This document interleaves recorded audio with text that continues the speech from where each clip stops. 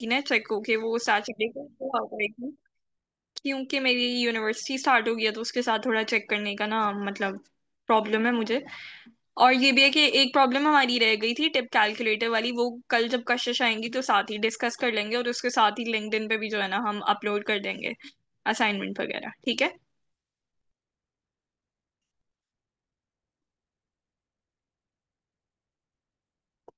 जी अपी। हाँ ठीक है, स्टार्ट करते हैं आज की क्लास बेसिकली।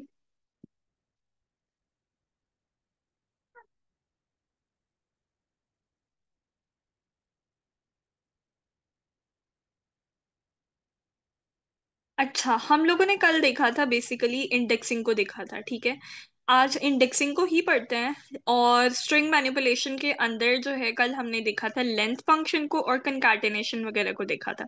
मैंने स्ट्रिंग मैनिपुलेशन में दो चीजें और ऐड की हैं जिनको आज हम देखेंगे, ठीक है। पहले इंडेक्सिंग को ही कंप्लीट कर लेते हैं क्योंकि ये वो टॉपिक था जो हमने स्टार्ट किया हुआ था। इंडेक्सिंग के बारे में अरूज आप थोड़ा सा रिपीट कर दें।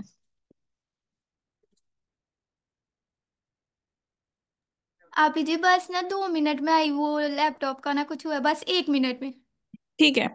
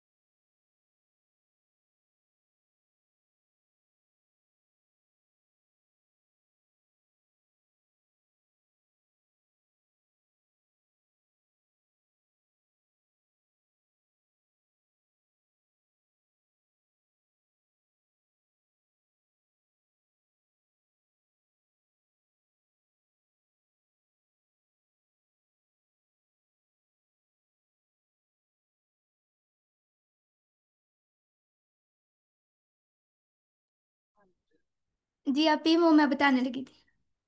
आप ओके। ना, स्क्रीन नहीं आ रही, शो शो नहीं हो नहीं रही। अपी, नहीं अपी स्क्रीन नहीं शो हो रही। दोबारा शेयर करती हूँ, पता नहीं क्या मसला है मेरे लैपटॉप के साथ। अच्छा।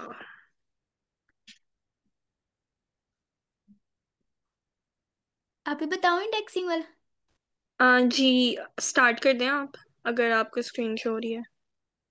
नहीं, हाँ जी अभी आप हो गई है। आप एक ही मिनट, मुझे एक चीज चेक करनी थी, ठीक है। आप बताएं।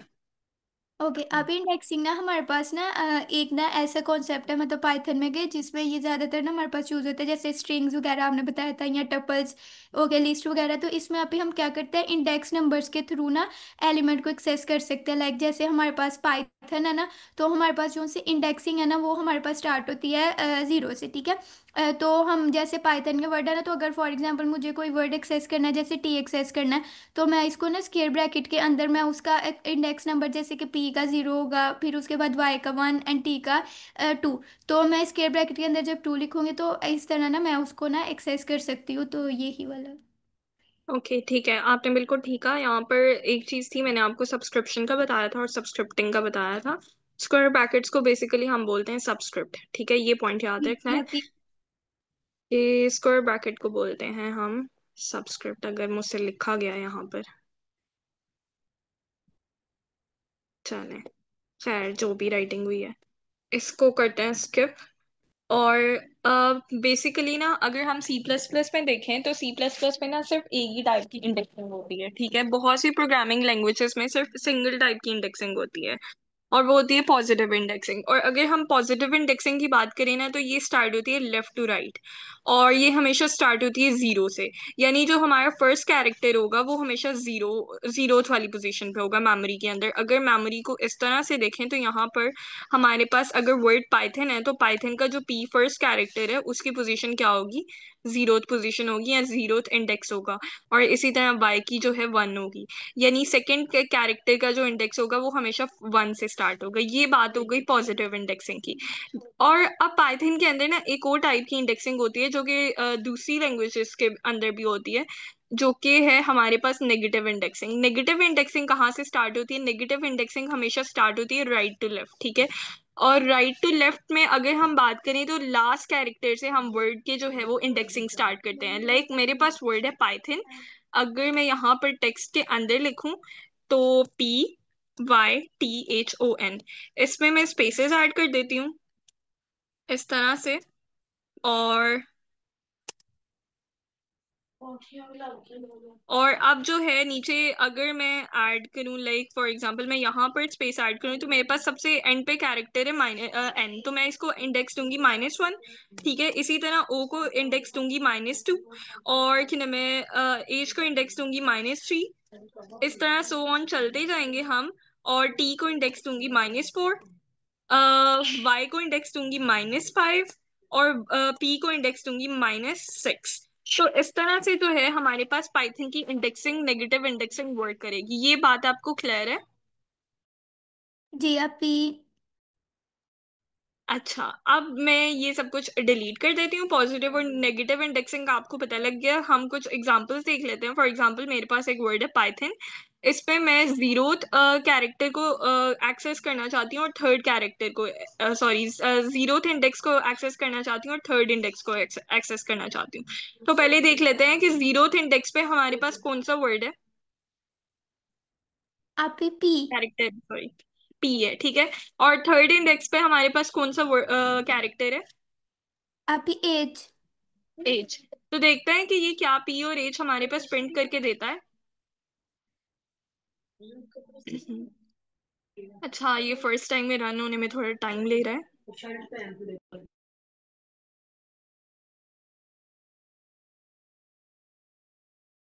तो ये मेरे पास पी और एच आ गया है, ठीक है। उसके बाद एक चीज मैंने यहाँ पर एक्सप्लेन करनी थी कि पाइथन के अंदर इंडेक्सिंग टोटल कितने कैरेक्टर्स हैं, हमारे पास 6 कैरेक्टर्स हैं, ठीक है। लेकिन इंडेक्सिंग अगर हम देखें तो इंडेक्सिंग स्टार्ट हो रही है जीरो से, और कहाँ तक जा रही है, 5 तक जा रही है, ठीक है। अगर हम कोई ऐसा इंडेक्स एक्सेस करने की कोशिश करें, यहाँ पर सिक्स इंडेक्स प्रेजेंट नहीं है, ठीक है। अगर हम सिक्स इंडेक्स को क्या नाम है एक्सेस करने की कोशिश करते हैं, कोई ऐसा इंडेक्स एक्सेस करते हैं जो कि हमारे पास प्रेजेंट नहीं है, तो उस केस में हमारे पास एरर थ्रो के आ जाएगा। यहाँ पर देख भी लेते हैं इसको रन करके। एरर क्या है कि string index out of range, ठीक है। यानी ये इंडेक्स जो है हमारे पास रेंज में है ही नहीं स्ट्रिंग की। ये पॉइंट क्लियर है आपको? जी आप भी। एक मिनट दीजिए।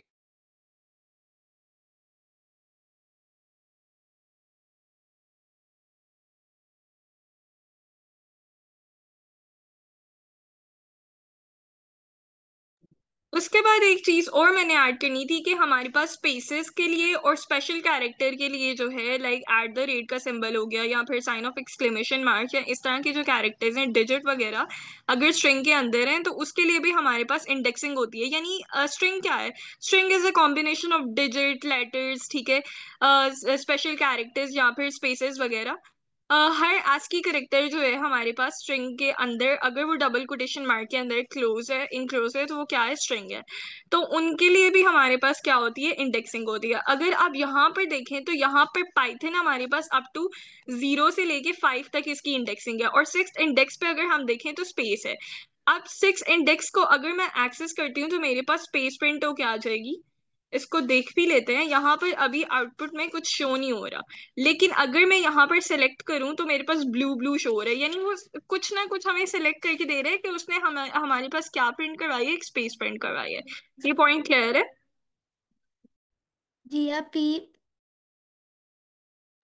ओके, मैं जरा अपनी एनोटेशंस डिलीट कर लूँ, फिर हम आगे चलते हैं। अब उसके बाद हमारे पास आ रही है नेगेटिव इंडेक्सिंग। एक मिनट।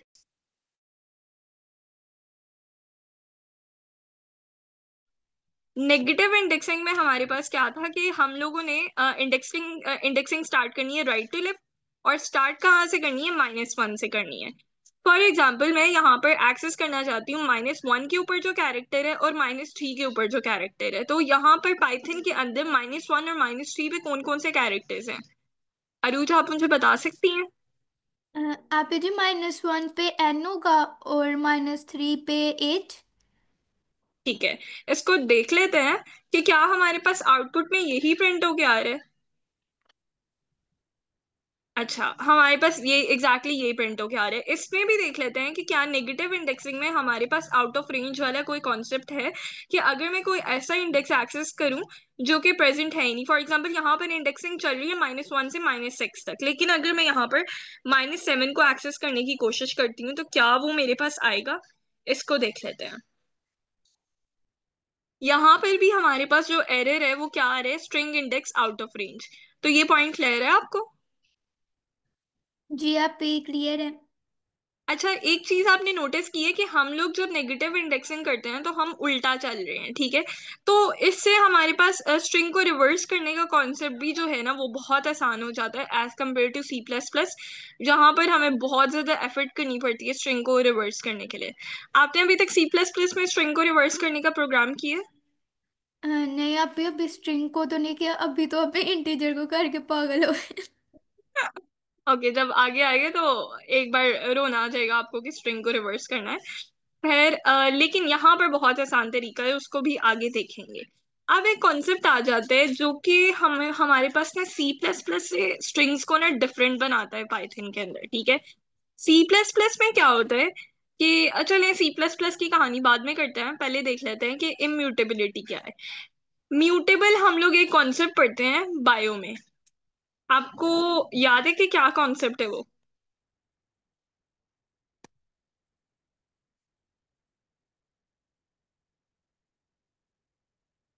हाँ, याद है कि नहीं? फिर मैं बता देती हूँ।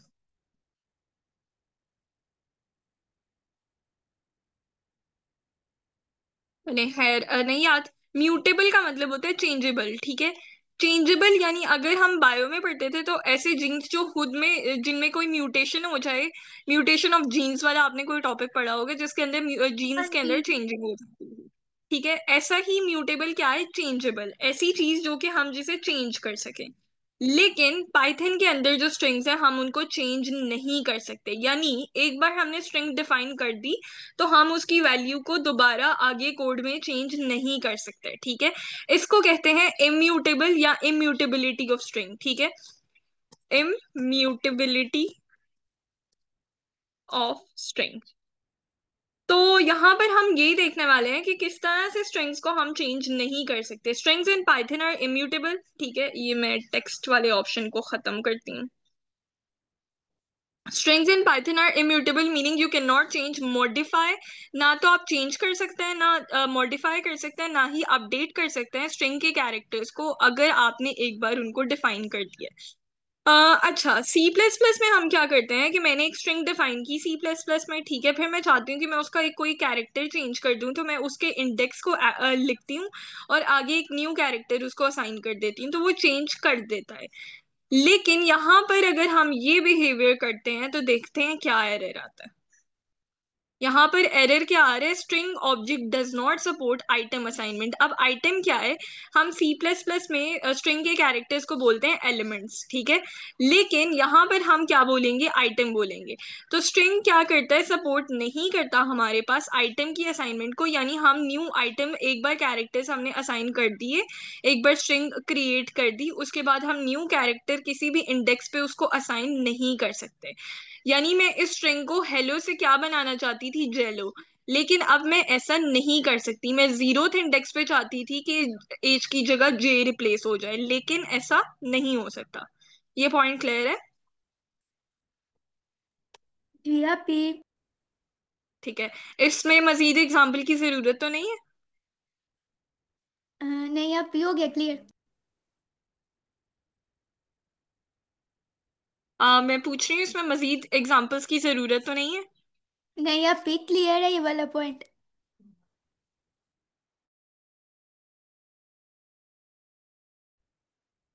चले है। अच्छा, आगे चलते हैं। डिलीटिंग स्ट्रिंग वाले कॉन्सेप्ट को इसके साथ ही देख लेते हैं।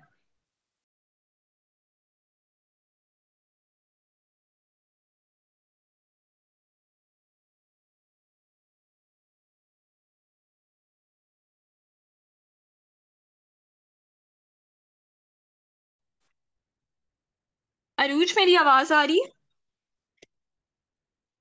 जी आप पी, आपकी आवाज आ रही है। ओके। क्लास लीव हो गई थी फिर से। अच्छा, अब एक कॉन्सेप्ट को देख लेते हैं कि लाइक अगर आपने स्ट्रिंग को डिलीट करना है तो आप किस तरीके से कर सकते हैं, ठीक है।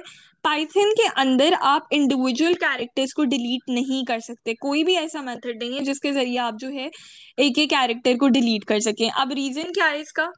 रीजन आप गेस कर सकती हैं कि क्या रीजन है? नहीं आप P.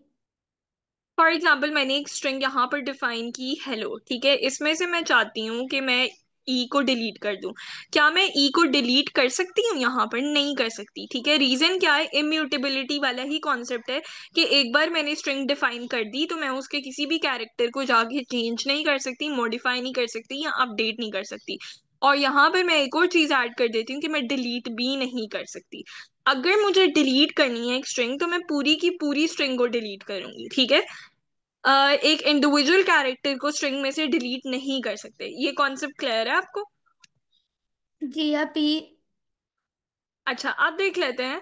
In Python it is not possible to delete individual characters from a string since strings are immutable. ये बात तो क्लियर होगी। अब मैंने यहाँ पर एक स्ट्रिंग डिफाइन की है एस के नाम से, ठीक है। और मैंने उसको क्या किया, जी एफ जी।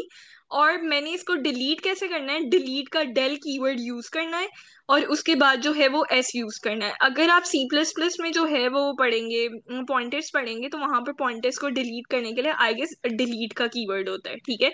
इसी तरह पाइथन के अंदर जो है हमारे पास आपने अभी तक पॉइंटर्स पढ़ ली हैं कि नहीं?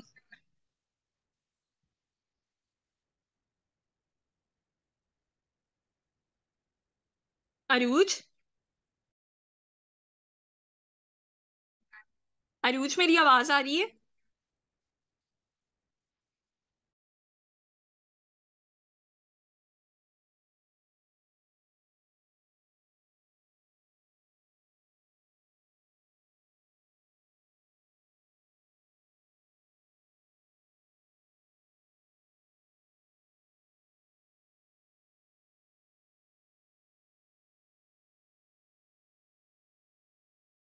अच्छा। सी प्लस प्लस में जब हम नॉर्मली पॉइंटर्स पढ़ते हैं तो पॉइंटर्स को मेमोरी से डिलीट करने के लिए हम डिलीट का कीवर्ड यूज करते हैं। इसी तरह पाइथन के अंदर कुछ भी डिलीट करना है, कोई भी वेरिएबल, तो उसके लिए हम डेल का कीवर्ड यूज करेंगे। कोई भी वेरिएबल तो नहीं मैं कहूंगी, कोई भी ऑब्जेक्ट अगर हम डिलीट करना चाहते हैं तो उसके लिए हम कौन सा कीवर्ड यूज करेंगे? डेल का कीवर्ड यूज करेंगे। ये पॉइंट क्लियर है आपको? जी आप पी। अच्छा, आपने अभी तक सी प्लस प्लस में पॉइंटर्स पढ़ लिए हैं कि नहीं? अभी वो मैं कहती नहीं, अभी पॉइंटर्स नहीं पड़े हैं। हाँ, वो सेकंड सेमेस्टर में मोस्टली आते हैं। तो जब आप पढ़ेंगी तो आपको ज्यादा क्लियर अंडरस्टैंडिंग होगी। अब यहाँ पर मैंने एक स्ट्रिंग डिफाइन कर दी है। अगर मैं इसको डिलीट करना चाहती हूँ, मैं डेल का कीवर्ड यूज करूंगी और स्ट्रिंग का वेरिएबल का नेम लिखूंगी जिस वेरिएबल में स्ट्रिंग स्टोर है। या फिर मैं एक और काम करती हूँ, यहाँ पर पहले इसको रन करके देख लेते हैं। अब ये मेरे पास डिलीट हो गया, आउटपुट में कुछ भी नहीं आएगा। अगर मैं देखना चाहती हूँ कि ये वाकई में डिलीट हुई है तो मैं जो है वही स्ट्रिंग उठाऊंगी और उसको प्रिंट करने की कोशिश करूंगी। तो देखते हैं क्या होता है। मेरे पास एरर क्या आ रहा है कि name S is not defined, यानी ये वेरिएबल तो डिफाइंड है ही नहीं। ये वेरिएबल जिसके अंदर वो स्ट्रिंग स्टोर थी वो तो इंटायरली डिलीट हो चुका है, ठीक है। अब अगर मैं दोबारा उसको कि ना मैं प्रिंट करने की कोशिश करती हूँ तो वो कि ना मैं डिफाइंड ही नहीं है वो वेरिएबल, वो ऑब्जेक्ट डिफाइन ही नहीं है, तो वो कैसे उसको प्रिंट करेगा? ये पॉइंट क्लियर है आपको? जी आप भी। और एक चीज याद रखनी है, अगर हमारे पास पिछले सेल के अंदर कोई वैल्यू कोई वेरिएबल डिफाइंड है, हम उसको अगले सेल के अंदर भी एक्सेस कर सकते हैं .ipynb की फाइल में। ये अगर मैं आपको इसकी एक्सटेंशन दिखा दूं तो ये .ipynb है, ठीक है। इसमें पिछले सेल में हमने एस वाला वेरिएबल डिफाइन किया था, अगर मैं उसको अगले सेल में एक्सेस कर रही हूँ तो वो एक्सेसिबल हो जाएगा, वो पीछे वाले सेल से जो है वैल्यू उठाएगा। ये पॉइंट क्लियर है? जी आप भी। ठीक है। अब इसको करते हैं डिलीट सारा एनोटेशंस वगैरह और आगे चलते हैं। आगे बहुत मेजर कॉन्सेप्ट है हमारे पास पाइथन के अंदर, जो है formatting of a string in Python. अच्छा, अब फॉर्मेटिंग क्या है? नॉर्मली अगर मैं बात करूं सी प्लस प्लस पे हम लोगों ने मैं यहाँ पर ना एक टेक्स्ट लिखती हूँ, उसके बाद आपको क्लियर अंडरस्टैंडिंग होगी। एक मिनट दें।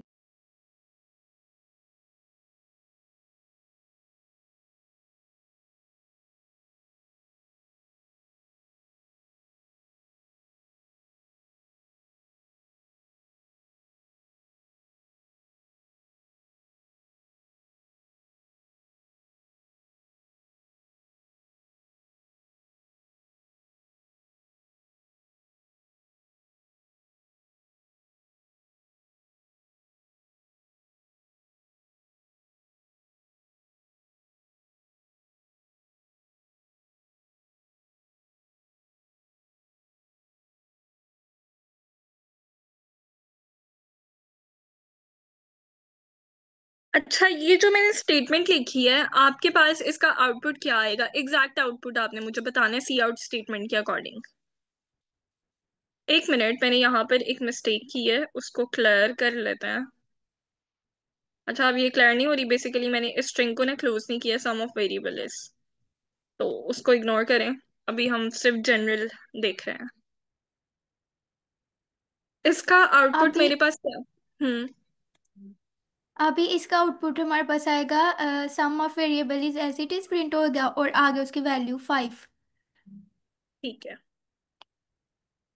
फाइव फाइव में और वेरिएबल के सम के इसके दरमियान मैंने स्पेस नहीं दी, तो ये इस तरह से कुछ प्रिंट होगा, ठीक है।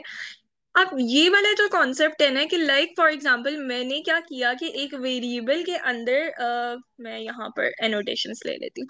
मैंने जो है वो वेरिएबल के अंदर सम के वेरिएबल के अंदर एक वैल्यू डिफाइन की और उसको एक स्ट्रिंग के साथ प्रिंट किया। सी आउट के अंदर जो हम स्टेटमेंट पास करते हैं डबल कोटेशन मार्क में, उसको भी सी प्लस प्लस में अगर आप डिटेल कॉन्सेप्ट पढ़े ना तो उसको स्ट्रिंग ही कंसिडर किया जाता है, ठीक है। ये कॉन्सेप्ट मैंने बहुत देर बाद पढ़ा था कि लाइक सी आउट के अंदर हम लोग जो भी डबल कोटेशन मार्क के अंदर स्टेटमेंट पास करेंगे वो हमारे पास स्ट्रिंग ही कंसिडर होती है।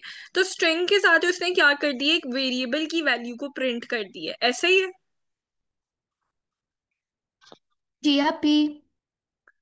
अब पाइथन के अंदर जब आप ऐसे करते हैं तो आप क्या करते हैं नॉर्मली, जो अभी तक हम करते आए हैं वो क्या कर रहे थे कि प्रिंट के फंक्शन के अंदर हमारे पास जो भी हम लोग वैल्यू प्रिंट करवाना चाहते थे, हम पहले स्टेटमेंट अगर हमने लिखनी थी जैसे मैं लिखती हूँ माई नेम इज, ठीक है। उसके बाद हम क्या लगाते थे, कॉलन, ठीक है। फिर स्पेस देते थे और मतलब कॉमा लगाते थे, और इस सबको मैं कर देती हूँ इसके अंदर डबल कोटेशन मार्क के अंदर। और यहाँ पर मैं जो है वो नेम का वेरिएबल, अगर मैं कोई वेरिएबल के साथ उसकी वैल्यू प्रिंट करवाना चाहती थी, ठीक है, और ऊपर मैं नेम का वेरिएबल भी डिफाइन कर देती हूँ। यहाँ पर मैं लिखती थी नेम इक्वल्स टू स्टाइश, ठीक है। अब ये जो तरीका है ना, ठीक है ये तरीका, लेकिन हम इसको ये नहीं कहेंगे। ये जो कॉन्सेप्ट है ना कि आप एक स्टेटमेंट के साथ जो है वो वेरिएबल की वैल्यू को प्रिंट करवा दो, उसको हम कहते हैं कि एक स्ट्रिंग को जो है आपने बेहतर तरीके से फॉर्मेट किया है, ठीक है। फॉर एग्जाम्पल मैं अगर हाल ही प्रिंट स्टेटमेंट के अंदर जो है हमारे पास आउटपुट प्रिंट होके आ जाए कि लाइक मैंने दो नंबर्स को सम किया और मैं आउटपुट में खाली सम प्रिंट होके आ रहा है उसका, ठीक है। उसके कंपैरेटिवली अगर मैं एक स्टेटमेंट लिखूं जिसमें मैं लिखूं द सम इज और आगे उस वेरिएबल की वैल्यू जिसके अंदर सम पड़ा हुआ था वो लिखूं, तो वो प्रॉपरली फॉर्मेट है, ऐसे ही। जी आप भी। मैं दिखा भी देती हूँ आपको फॉर्मेटेड और अनफॉर्मेटेड स्ट्रिंग्स की एग्जांपल। यहाँ पर हम लोग जब फॉर्मेटिंग करते हैं तो ऐसे करते हैं, ठीक है। लेकिन इसको भी देखेंगे कि हमारे पास न्यू मेथड क्या है। अगर मैं यहाँ पर फॉर एग्जांपल मेरे पास आउटपुट के अंदर ये पी और एज प्रिंट होके आ रहा है, ठीक है। तो ये एग्जांपल नहीं है एक फॉर्मेटेड स्ट्रिंग की, ठीक है। अगर मैं यहाँ पर लिखती print the slicing of index zero is, ठीक है, उसके बाद कॉमा लगा देते हैं, कॉमा बाहर लगाना था। और अब मैं वैल्यू पास करती हूँ इसकी, ठीक है।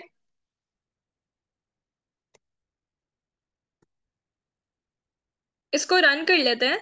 मेरे पास ये वाली जो तरीका है ना स्ट्रिंग को लिखने का, लाइक आउटपुट को रिप्रेजेंट करने का, ये फॉर्मेटेड स्ट्रिंग है। As compare to this one ये अनफॉर्मेटेड स्ट्रिंग है, क्योंकि इसमें मैंने क्लियरली साथ कोई स्टेटमेंट डिफाइन नहीं की।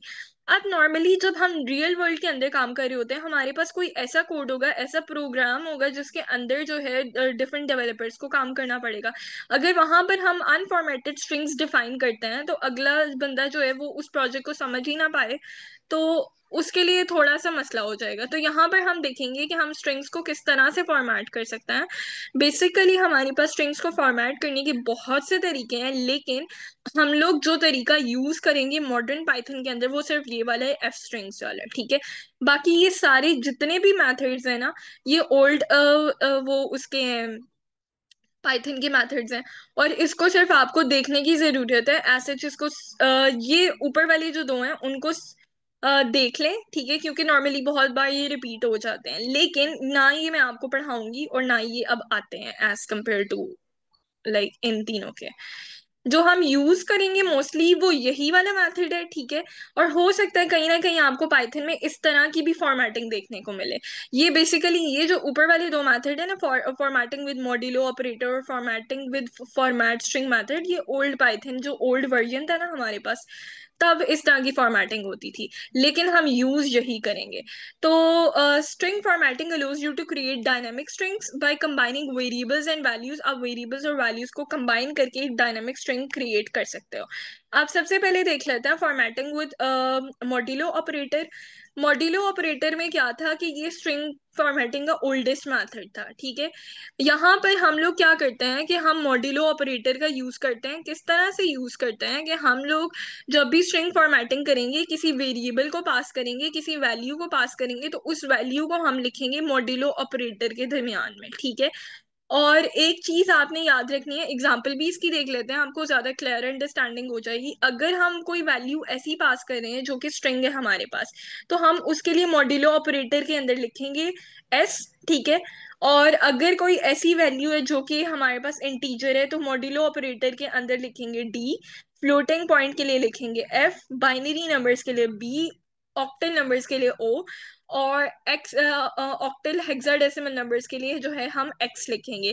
ई लिखेंगे फ्लोटिंग पॉइंट नंबर्स लेकिन एक्सपोनेंट फॉर्म में, यानी किसी नंबर की पावर जो है हमारे पास इस तरह से गिवन हो, लाइक फॉर एग्जांपल 2 और 2.5, कोई ऐसी पावर जो कि हमारे पास वो उसकी फॉर्म में हो, फ्लोट की फॉर्म में हो, उसके लिए हम ई यूज करेंगे।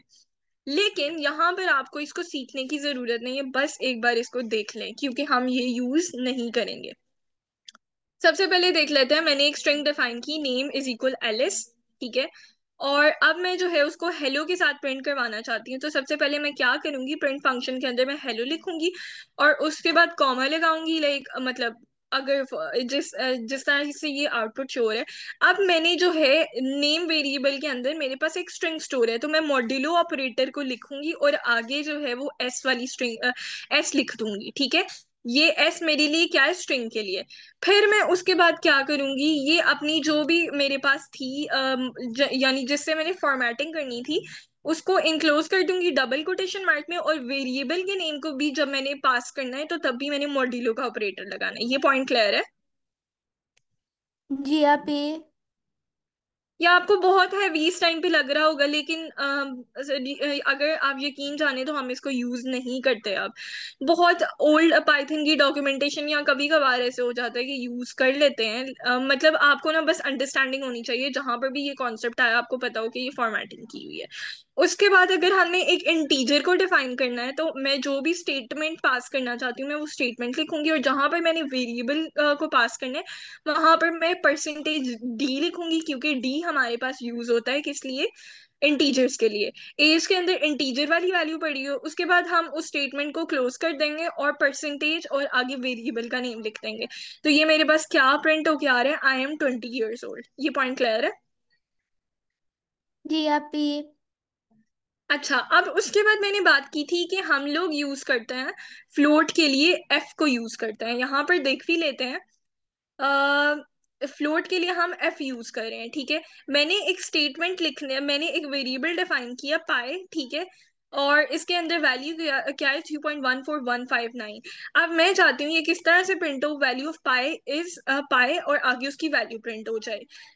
होना तो ये चाहिए था कि मैं अगर इस प्रिंट के फंक्शन को उठाऊं, तो मेरे पास जब मैं वो उसको फ्लोट को डिफाइन करी थी तो मॉड्यूलो का ऑपरेटर लगा के मैं खाली एफ लिखती, लेकिन डॉट टू क्यों मैंने लिखा है? डॉट टू मैंने इसलिए लिखा है कि मुझे फ्लोटिंग पॉइंट के बाद जो है डेसिमल तक कितनी वैल्यूज चाहिए? 2 वैल्यूज चाहिए, ठीक है। यानी पॉइंट के बाद मेरे पास कितनी वैल्यूज रिटर्न हो के आए? अप टू 2 डेसिमल प्लेसेस जो है वो वैल्यूज रिटर्न हो के आए। तो इसलिए मैं जो है डॉट टू लिखूंगी। अगर मैं परसेंट मॉड्यूलो एफ के साथ इसको रन करके देखती हूँ, तो तब जो है मेरे पास ये आंसर आएगा, यानी पूरी की पूरी वैल्यू रिटर्न हो रही है। और अगर मैं डॉट टू एफ के साथ करती हूँ तो मेरे पास अप टू 2 डेसिमल प्लेसेस जो है ये रिटर्न होके आ रहे हैं। ये पॉइंट क्लियर है? जी आप ये। अब आप नॉर्मली थिंक कर रही होंगी कि हमने वैल्यू तो 3.14159 तक डिफाइन किया, तो ये जीरो कहाँ से आ गया? पाई जो है पाइथन के अंदर एज अ, आप कह सकते हैं कि इसको कहते हैं, इसका कॉन्सेप्ट मुझे एग्जैक्ट वर्ड भूल गया क्या कहते हैं, आई गेस इसको कांस्टेंट कहते हैं या क्या कहते हैं।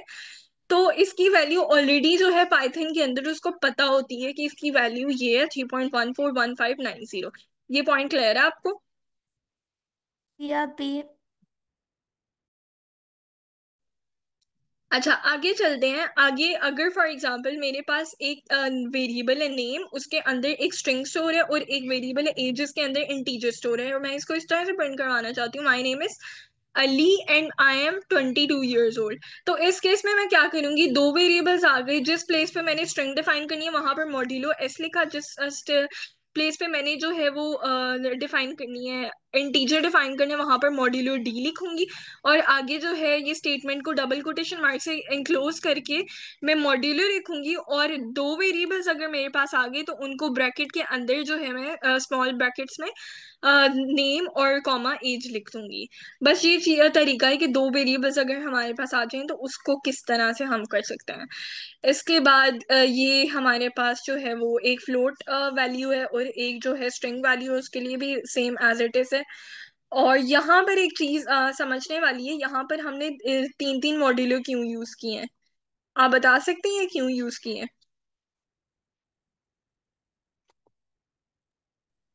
अभी एक तो वो परसेंटेज वाला भी है ना, जी। और एक मॉडुलस टी उसका हो गया, और एक परसेंटेज वाला, तो एक किसका होगा? एक आई गेस मेरे पास एक्स्ट्रा है, मैं इसको दोबारा रन करके देखती हूँ अगर रन हो गया।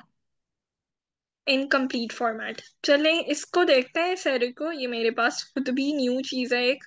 इसको चार जीपीटी में डाल के देखते हैं कि क्या प्रॉब्लम है।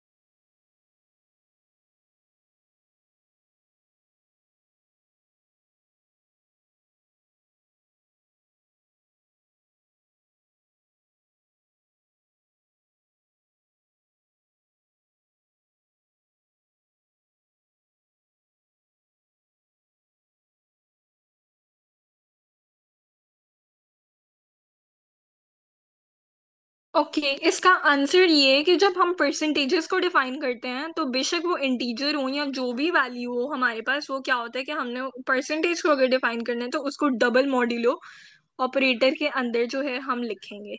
ये पॉइंट आपने याद रखना है, ठीक है।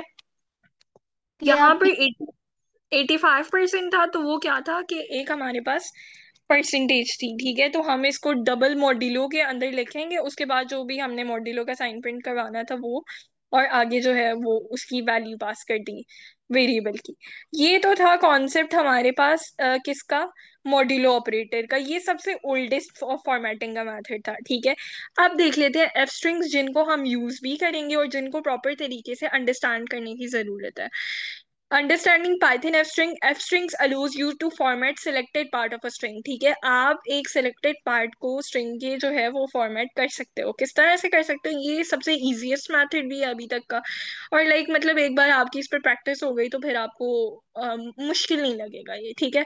To specify string as an f string simply put an f in front of a string literal. इसको देख लेते हैं कि हम किस तरह से फॉर्मेटिंग कर सकते हैं और इसको एफ स्ट्रिंग क्यों बोलते हैं। To format a value in an और प्लेस होल्डर्स और मॉडिफायर को भी देख लेते हैं। मैं इस एग्जांपल को ना इरेज कर देती हूँ, क्लियर कर देती हूँ इसको। मैं यहाँ पर एक वेरिएबल डिफाइन करती हूँ, नेम इज इक्वल अरूज, ठीक है। और मैं जो है चाहती हूँ कि ये इस तरह से प्रिंट हो, क्या है मेरे पास प्रिंट का फंक्शन डिफाइन कर लेते हैं। कि मैं चाहती हूँ ये इस तरह से प्रिंट हो, क्या है, माई नेम इज अरूज। जो हम पहले मेथड फॉलो करते थे उसमें क्या था, माई नेम इज, कॉमा बाद में लगाना है, माई नेम इज, और यहाँ पर डबल कोटेशन मार्क के अंदर स्पेस, और नेम डिफाइन किया, ऐसे करते थे, ठीक है। जी आप भी। अब क्या करेंगे हम, इसको प्रिंट करके देख लेते हैं। ये आ गया हमारे पास, my name is Arooj. I guess यहाँ पर डबल स्पेसेस आए हैं, इसको दोबारा रन करता है। ये ऑटोमेटिकली जब हम कॉमा लगाएंगे तो एक स्पेस दे देगा। अब अगर हम फॉर्मेटिंग करना चाहते हैं तो फॉर्मेटिंग हम प्रिंट के फंक्शन के अंदर भी डायरेक्टली कर सकते हैं, किसी वेरिएबल में रख के भी कर सकते हैं। तो यहाँ पर हम फॉर्मेटिंग करने के लिए सबसे पहले जो स्ट्रिंग डिफाइन करना चाहते हैं, नेम से पहले जो स्ट्रिंग लिखना चाहते हैं, माई नेम इज, इससे पहले हम क्या करेंगे, एफ लिखेंगे, ठीक है। और फिर उसके बाद हम अपनी स्ट्रिंग स्टार्ट करेंगे। अब आपने यहाँ पर बिहेवियर देखना है कि एफ का कलर चेंज हो गया जैसे ही मैंने स्ट्रिंग स्टार्ट की। फॉर एग्जांपल मैं ये दोबारा ही रेस करती हूँ, ठीक है। अभी मैंने एफ लिखा तो कुछ भी कलर चेंज नहीं हुआ। जब मैंने वो डबल कोटेशन एंटर की तो एफ का कलर चेंज हो गया। इससे इंटरप्रेटर को पता चल गया कि ये एफ स्ट्रिंग्स है, यानी फॉर्मेट कर रही है वो स्ट्रिंग को, ठीक है। अब यहाँ पर मैं क्या करूंगी कि सबसे पहले जब भी मैंने कोई स्ट्रिंग को फॉर्मेट करना है तो उससे पहले एफ लिखूंगी। अब इसी स्टेटमेंट के अंदर मैं क्या करूंगी, मुझे कोई कॉमा बाहर, कॉमा से वेरिएबल बाहर लिखने की जरूरत नहीं है। डबल कोटेशन मार्क से मैं डायरेक्टली इस स्टेटमेंट के अंदर ही, सारी डबल कोटेशन मार्क के अंदर ही अपने वेरिएबल को डिफाइन कर सकती हूँ। लेकिन किस तरह से, जब भी मैंने कोई वेरिएबल या वैल्यूज डिफाइन करनी है जिनको मैं प्रिंट के साथ लिखना चाहती हूँ, उनको मैं डिफाइन कर लूंगी कर्ली ब्रेसेस के अंदर, ठीक है। कर्ली ब्रेसेस के अंदर इसको पता चल जाएगा कि ये जो वो है हमारे पास, ये एक वेरिएबल है। अगर अब ये प्रिंट करेगा तो my name is Arooj print होके आ रहा है। ये पॉइंट क्लियर है आपको। स्टार्ट आपने करना है एफ से, और डबल कोटेशन मार्क के अंदर ही आप अपने वेरिएबल को डिफाइन कर सकते हैं, लेकिन आपने कर्ली ब्रेसेस के अंदर करना है। होप सो ये क्लियर हो गया होगा। हाँ जी आप भी, और आप भी ये इजी भी है वो वाले से। हाँ, इससे इजी है क्योंकि यहाँ पर हमें पहले कॉमा लगाना पड़ता था, फिर बाहर वेरिएबल को लिखना पड़ता था और एरर के चांसेस ज्यादा रहते थे। अब इसको करते हैं खत्म। और एक और मैं आपको इसमें इंटरेस्टिंग चीज बताती हूँ, हम डायरेक्टली वैल्यूज को भी पास कर सकते हैं। फॉर एग्जाम्पल मैं यहाँ पर लिख देती हूँ कि एक स्ट्रिंग डिफाइन कर लेते हैं, प्रिंट के फंक्शन के अंदर ही हम एक स्ट्रिंग लिखते हैं। एक मिनट में लैपटॉप चार्जिंग पे लगा लूँ और फिर मैं आपको बताती हूँ।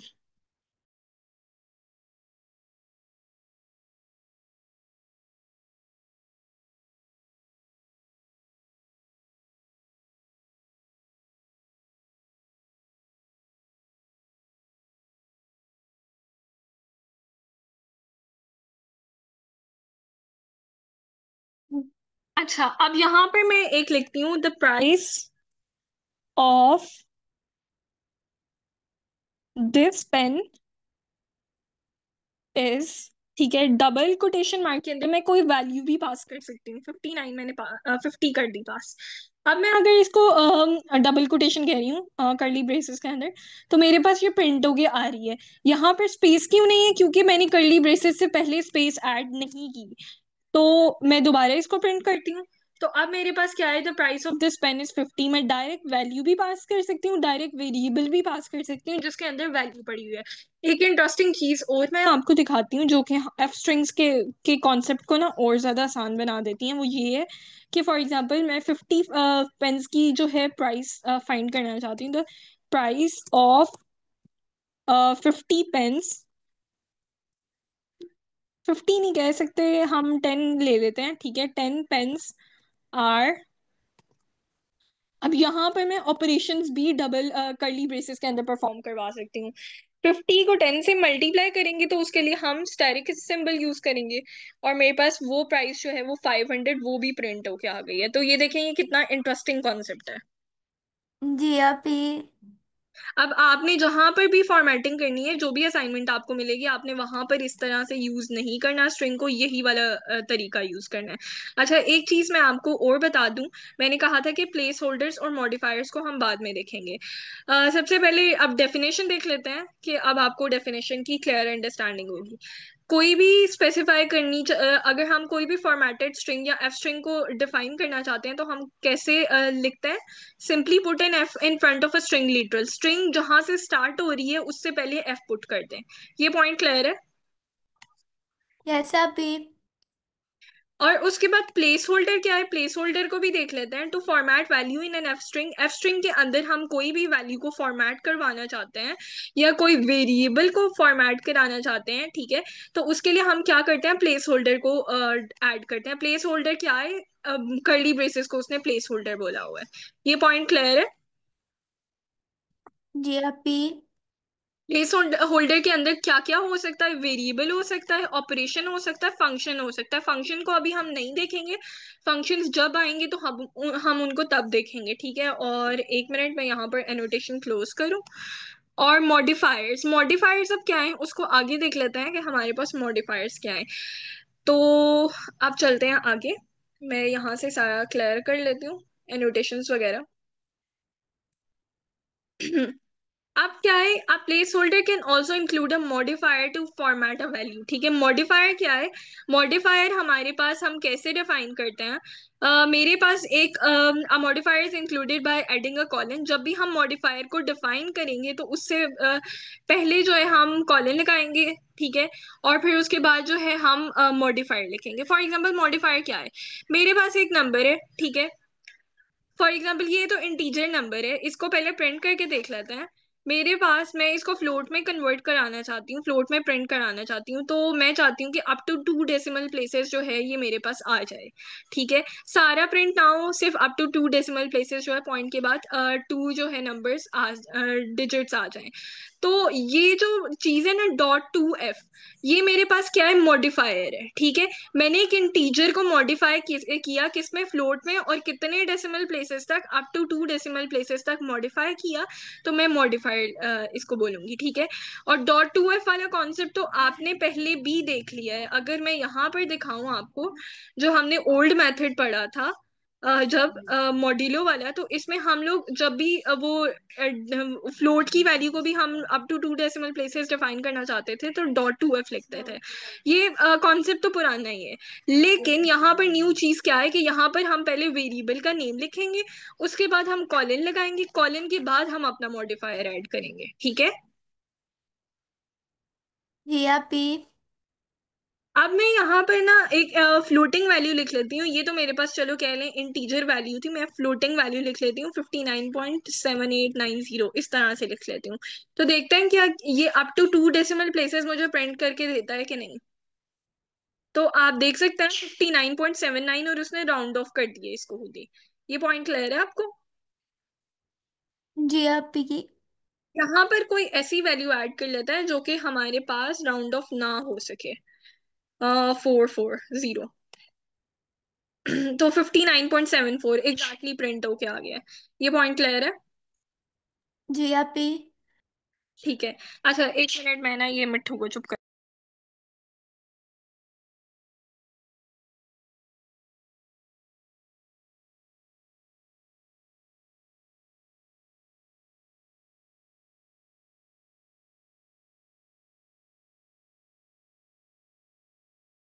अच्छा, अब यहाँ पर एक कॉन्सेप्ट ये है कि हम लोग, एक तो हमने तरीका देखा कि वेरिएबल को करली ब्रेसेस में डिफाइन किया और आगे उसके आगे मॉडिफायर ऐड कर दिए तो उसने मॉडिफाई कर दिया। डायरेक्ट हम किसी वैल्यू को भी मॉडिफाई करा सकते हैं, सिंपली वैल्यू का ना वैल्यू लिखें और आगे कॉलन लगाएं और डॉट टू एफ लिखें, ठीक है। तो ये हमारे पास क्या करेगा कि ये भी जो है उसको मॉडिफाई कर देगा। फॉर एग्जाम्पल मैं यहाँ पर वही वाली वैल्यू उठाती हूँ, 95। ये तो इंटीजर वैल्यू थी तो उसने टू जो है उसको फ्लोट में कन्वर्ट करने के लिए आगे 00 लिख दिया। मैं यहाँ पर लिखती हूँ 6789। अगर 95.6789 मैं चाहती हूँ कि ये मेरे पास अप टू 2 डेसिमल प्लेसेस जो है वो प्रिंट होके आए, तो वो भी प्रिंट होके आ जाएगा। 95.68 जो है मेरे पास प्रिंट होके आ गया। तो ये पॉइंट क्लियर है आपको? जी अब भी। अच्छा, अरूज, एक चीज आपने देखनी है कि हमने यहाँ पर एफ स्ट्रिंग्स को डायरेक्टली जो है प्रिंट के स्टेटमेंट में पास नहीं किया, हमने किसी वेरिएबल में रख लिया। आप ये तरीका भी यूज कर सकते हैं और डायरेक्टली जो है वो प्रिंट के फंक्शन के अंदर भी पास कर सकते हैं। अब आपने ज्यादा से ज्यादा प्रैक्टिस जो करनी है ना, आउटपुट आप जहां पर भी डिस्प्ले करवा रही है ना वहां पर फॉर्मेटिंग जरूर यूज करनी है, क्योंकि ये ऐसे लर्न नहीं होती है, ऐसे बहुत टफ लगती है। ओके अब भी। ठीक। अच्छा, उसके बाद वही वाला कॉन्सेप्ट है कि हम पाइथन के ऑपरेशंस जो हैं वो प्लेस होल्डर्स के अंदर परफॉर्म करवा सकते हैं, जो कि मैंने आपको बता दी है।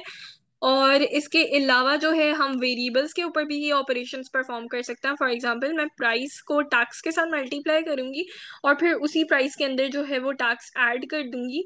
तो जो भी वैल्यूज इन वेरिएबल्स के अंदर पड़ी हुई हैं वो आपस में मल्टीप्लाई वगैरह होके प्रिंट होके आ जाएंगी, जो कि है द प्राइस इज $73.75। उसने टोटल मुझे जो है वो दे दिए प्राइस वगैरह। और पहले उसने ऑपरेशन सारे परफॉर्म किए हैं, ठीक है। सबसे पहले हमारे पास ब्रैकेट पैरेंथेसिस सॉल्व होते हैं, पैरेंथेसिस के अंदर मल्टीप्लिकेशन थी, उसके बाद जो है एडिशन हुई और फाइनल जो है उसने वापस उसको प्राइस के वेरिएबल के अंदर जो है स्टोर किया है।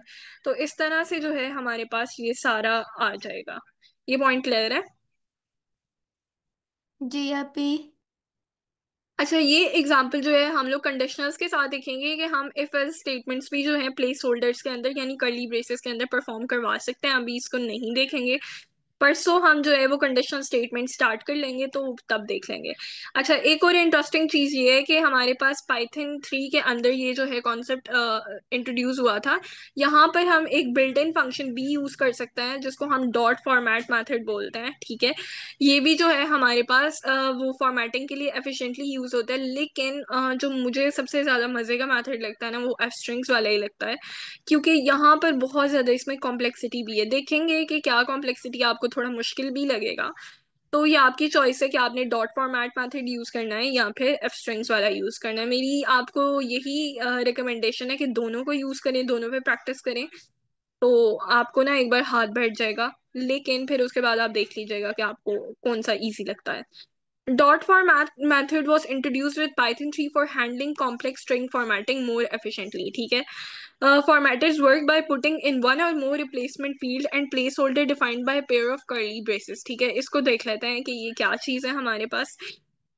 यहाँ पर हम लोग क्या करेंगे basically, into string call and calling the str dot format method। अच्छा, सबसे पहले हम लोगों ने क्या करना है कि एक स्ट्रिंग डिफाइन कर ली, लाइक हम एक स्ट्रिंग को फॉर्मेट करना चाहते हैं, ठीक है। स्ट्रिंग क्या है? वी ऑल आर इक्वल, हम एक स्ट्रिंग लिखना चाहते हैं, ठीक है। उसमें हम लोग पहले वी ऑल आर लिखेंगे जिस तरह से एफ स्ट्रिंग्स में लिखते थे। यहाँ पर हम एफ से नहीं स्टार्ट करें, डायरेक्ट स्ट्रिंग को स्टार्ट करेंगे और जहां पर हम वैल्यू ऐड कराना चाहते हैं बस वहां पर जो है वो प्लेस होल्डर ऐड कर दें। उसके बाद डॉट लिखना है आपने और फॉर्मेट का फंक्शन कॉल कर लेना है, ठीक है। फॉर्मेट के फंक्शन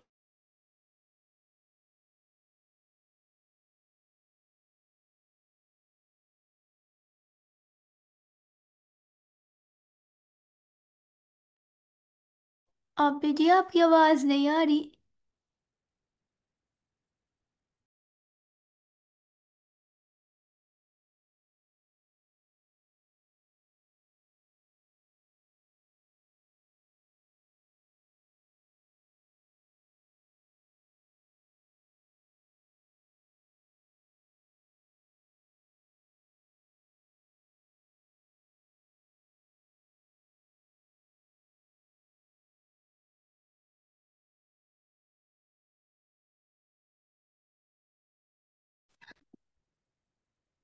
अच्छा, मेरा नेट फिर ड्रॉप हो गया है, 1 मिनट।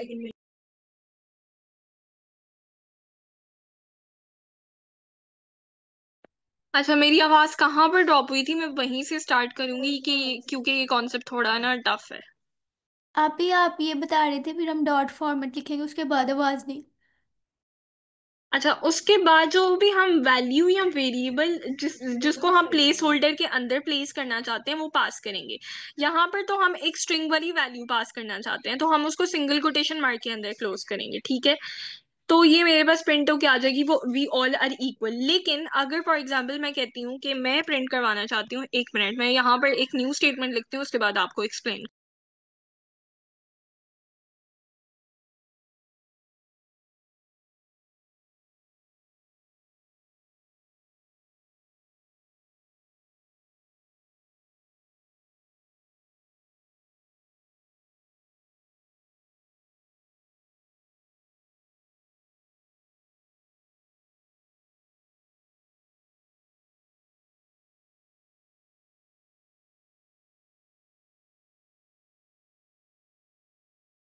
अब यहाँ पर मेरे पास कर्ली ब्रेसेस में मैं कोई इंटीजर पास करना चाहती हूँ, तो डॉट फॉर्मेट के फंक्शन के अंदर जो मैं वैल्यू पास करूंगी उसको मैं सिंगल कोटेशन मार्क के अंदर पास करूंगी, ठीक है। तो मेरे पास ये जो सिंगल कोटेशन मार्क के अंदर नहीं पास करूंगी क्योंकि वो एक इंटीजर वैल्यू है। तो ये मेरे पास इस तरह से प्रिंट होके आ जाएगी। ये पॉइंट क्लियर है? जी आप ही। अच्छा, उसके बाद ना मैं एक वेरिएबल डिफाइन कर लेती हूँ, स्ट्रिंग, और उसके अंदर जो है मैं लिखती हूँ माई नेम इज, ठीक है। उसके बाद मैं क्या करूंगी कि प्रिंट के फंक्शन के अंदर मैं चाहती हूँ कि लाइक लेट से यहाँ पर मैं एक वेरिएबल भी डिफाइन कर देती हूँ, नेम इक्वल्स टू कह रही हूँ, नेम इक्वल अरूज। अब इस चीज को मैं कैसे फॉर्मेट करूँ, यानी मैं चाहती हूँ ये दोनों स्ट्रिंग्स जो है वो प्रिंट होके आए, तो इस केस में मैं क्या कर सकती हूँ, ऊपर वाले वेरिएबल की पहले वो वेरिएबल का नेम उठाना, स्ट्रिंग डॉट फॉर्मेट, ठीक है। और यहाँ पर करली ये बेसिकली क्या करूंगी, अच्छा यहाँ पर प्लेस होल्डर ऐड कर देती हूँ वरना एरर आ जाएगा। यहाँ पर मैं नेम को पास कर दूंगी, ठीक है। अब देखते हैं कि ये प्रिंट होता है कि नहीं। तो ये मेरे पास प्रिंट हो गया है, ये पॉइंट क्लियर है? अभी जी वो स्ट्रिंग में माय नेम इज के आगे ये क्यों ऐड किए हैं? ये प्लेस होल्डर है क्योंकि हम जब यहाँ पर भी फॉर्मेटिंग कर रहे हैं तो हम पहले प्लेस होल्डर डिफाइन करते हैं, किस प्लेस पे हम फॉर्मेट के फंक्शन के अंदर जो वैल्यू हमने पास की है वो हम स्ट्रिंग के अंदर किस प्लेस पे रखना चाहते हैं, ठीक है। जी आप ही आगे से। आपने दोनों मेथड्स को यूज करना है, ये प्रैक्टिस के बगैर नहीं लर्न होते। अब यहाँ पर मेरे पास एक वैल्यू है नेम, ठीक है, वेरिएबल है, एक है एज, दोनों को मैं फॉर्मेट कराना चाहती हूँ अपनी स्ट्रिंग के अंदर। मैं दो प्लेस होल्डर डिफाइन करूंगी, ठीक है। और मैंने अपने जो वेरिएबल्स के नेम लिखने हैं तो वो इस ऑर्डर में लिखने हैं कि पहला वेरिएबल वो है जिसकी वैल्यू मैं पहले चाहती हूँ, ठीक है, पहले प्लेस होल्डर में चाहती हूँ। और दूसरा वेरिएबल मैंने वो लिखना है जिसकी वैल्यू मैं दूसरे प्लेस होल्डर में चाहती हूँ, ठीक है। तो अगर मैं इसको डिफाइन लिखती हूँ ऐसे तो ये प्रिंट होके आ जाएगा एग्जैक्टली लेकिन अगर मैंने यहाँ पर वेरिएबल आगे पीछे कर दी, फॉर एग्जांपल मैंने पहले एज लिख दिया और फिर मैंने लिख दिया नेम, तो इस केस में मेरे पास क्या होता है, इस केस में मेरे पास अगर मैं इसको रन करूँ तो मेरे पास क्या होगा, माई name is 21 and I am stash old, ठीक है। तो ये गलत हो जाएगा। तो आपने कोशिश करनी है कि पहले प्लेस होल्डर में जोन सी वेरिएबल रखना है उसको पहले डिफाइन करें, दूसरे में जोन सा मतलब ऑर्डर मेंटेन करना है, ठीक है। ओके अभी ये अभी वैसे पढ़ने में कितना अजीब लगे। जी ऐसा ही है। अच्छा, नेक्स्ट मूव करते हैं। नेक्स्ट इसमें एक और कॉन्सेप्ट है। कॉन्सेप्ट क्या कहते हैं हमारे पास कि हम इंडेक्सेस के थ्रू भी जो है, फॉर एग्जांपल मैं वैल्यूज आगे पीछे डिफाइन कर दी हैं जैसे यहाँ पर की हैं, लेकिन उनको मैं स्पेसिफिक ऑर्डर में जो है वो इंसर्ट कराना चाहती हूँ। तो मैं क्या करूंगी कि मैं इनके इंडेक्सिंग होंगे, इंडेक्सेस होंगे स्पेसिफिकली, ठीक है। इसका इंडेक्स 0 होगा, इसका 1 होगा, इसका 2 होगा, ठीक है। तो इस केस में मैं चाहती हूँ कि पहले मेरे पास प्रिंट हो क्या है, सेकंड वाला, ठीक है। सेकंड क्या है, रीड, ठीक है, सेकंड वाली इंडेक्स की वैल्यू प्रिंट हो गया है, फिर उसके बाद मैं फर्स्ट वाले इंडेक्स की वैल्यू प्रिंट कराना चाहती हूँ, ठीक है, तो वो है द, और फिर डायरेक्शन आए। तो उस केस में मैं अपनी जो वो है मेरे पास प्लेस होल्डर, उसके अंदर इंडेक्सेस का ऑर्डर इस तरह से डिफाइन करूंगी कि जो वैल्यूज मेरे पास हैं उनका, उनमें से जोन सी पहले प्रिंट करवाना चाहती हूँ वो पहले आ जाए। तो इस केस में मेरे पास रीड द डायरेक्शंस आ गए। ये पॉइंट क्लियर है? जी आप पी। अच्छा, इसको ना ये इस वेरिएबल पे भी करके देख लेते हैं कि क्या ये इस पे वर्क करता है कि नहीं। अच्छा, यहाँ पर चलते हैं हम लोग, और यहाँ पर हम ऐसा करते हैं कि इसको, ये मेरे पास, मैं इसको समझ लेती हूँ, ये फर्स्ट इंडेक्स पे, ये सेकंड इंडेक्स पे, सॉरी जीरोथ इंडेक्स पे ये है, और फर्स्ट इंडेक्स पे ये है। तो मुझे पहले चाहिए जीरोथ इंडेक्स वाला, ठीक है, उसके बाद मुझे चाहिए फर्स्ट इंडेक्स वाला। तो मैं इसको जो है वो प्रिंट करके देख लेती हूँ। तो यहाँ पर मेरे पास ये वेरिएबल के इस केस में नहीं वर्क करता। क्यों वर्क नहीं करता? क्योंकि इंडेक्सिंग तो सिर्फ स्ट्रिंग की होती है, और अगर हम यहाँ पर देखें तो ये स्ट्रिंग्स थी। ऐसे ही है? जी आप पी। ठीक है। कोई क्वेश्चन है आपका? नहीं अभी मैंने जी बोला था। ओके, ठीक है। उसके बाद एक चीज ये है कि हम बार बार ये अगर हमने फॉर्मेट के मेथड के अंदर कुछ डिफाइन, लाइक कोई वैल्यू पास की है या वेरिएबल डिफाइन किया है, तो हम उसको बार बार भी प्लेस होल्डर में यूज कर सकते हैं, ठीक है। बस बार बार प्लेस होल्डर में पी लिखते जाएं जो भी उस वेरिएबल का या वैल्यू का नाम होगा। तो आप तब भी जो है इसको, the first second was alright but the second second was tough, ये चीज है इसमें। ये पॉइंट क्लियर है? जी आप पी। अच्छा, एक चीज ये है कि यहाँ पर हम वेरिएबल्स को फॉर्मेट के मेथड के अंदर वैल्यू भी असाइन कर सकते हैं। यहाँ पर तो हमने देखा था कि वेरिएबल्स को हमने वैल्यू पहले पास कर दी थी, ठीक है। उसके बाद हमने वो वेरिएबल्स जो थे वो यहाँ पर डिफाइन किए थे, लाइक वो वेरिएबल यहाँ पर फॉर्मेट के फंक्शन के अंदर पास किए। लेकिन हम कोई ऐसा वेरिएबल है जिसको हमने डिफाइन ही नहीं किया, तो उसको फॉर्मेट के फंक्शन के अंदर जो है हम डायरेक्टली भी जो है वो डिफाइन कर सकते हैं। अ, उसके बाद एक चीज ये है कि ये थोड़ा टफ हो जाएगा आपके लिए, लेकिन मैं बता देती हूँ कि फॉर एग्जांपल यहाँ पर जब हमने नंबर को देखा था तो नंबर को हमने लिखा था बिल्कुल डबल कोटेशन मार्क के बगैर, फॉर्मेट के अंदर पास किया था, ठीक है। जब भी आपने किसी इंटीजर को जो है वो डिफाइन करना है, तो आपने अगर वेरिएबल के अंदर वैल्यू पड़ी हुई है तो आपने क्या करना है कि कॉलन डी लिखना है, ठीक है। वही वाली चीज जो हम ऊपर मॉड्यूलो में पढ़ के आए थे कि डी हमारे पास इंटीजर्स के लिए, एफ किसके लिए, हमारे पास फ्लोट के लिए, ठीक है, एस स्ट्रिंग के लिए। तो ये चीजें हैं कुछ जिनको आप पढ़ेंगे। वैसे जरूरत नहीं है ऐसे इतनी इतनी डिटेल में जाने की, लेकिन मैंने थोड़ी बहुत एग्जांपल ऐड कर दिया। ये वही चीजें मॉडिफायर की, कि अगर आपके पास कोई ऐसी वैल्यू डिफाइन है जो कि डेसिमल में है, तो आप उसको मॉडिफाई करना चाहते हैं, आप टू टू डेसिमल प्लेसेस जाना चाहते हैं, तो कॉलन ऐड करके आप सिंपली जो है .2f लिखेंगे, मॉडिफायर लिखेंगे, और वो जो है उसको मॉडिफाई करके 3.14 जो है प्रिंट करवा देगा। इसी तरह ये सारी चीजें हैं, ये मैंने बहुत एग्जांपल ऐड कर दी हैं बेसिकली। इनको स्किप करते हैं, नेक्स्ट चलते हैं। यहाँ तक क्लियर है? जी आप पी। अच्छा, ये हेक्साडेसिमल के लिए हमारे पास, ठीक है, ये स्ट्रिंग के लिए, ये ऑक्टल के लिए, ये बाइनरी के लिए। इसको रन करके देख लीजिएगा, अगर समझ ना आई तो आप मुझसे इनबॉक्स में भी क्वेश्चन पूछ लीजिएगा। तो ये सारे पॉइंट्स थे इसमें।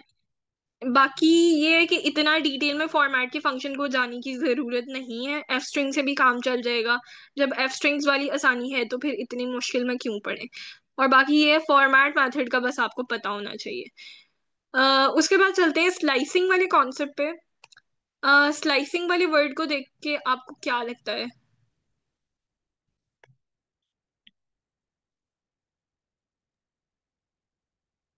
अब इस स्लाइसिंग में मीन्स होगा ना कि किसी भी मतलब जैसे होता है स्लाइस की भी अगर बात की जाए तो वो कोई मतलब स्पेशल कोई स्पेसिफिक हाथ किसी भी साइड से कोई भी पोर्शन वगैरह या कोई भी चीज़ उठा लेना तो वो स्लाइसिंग में वही आएगा।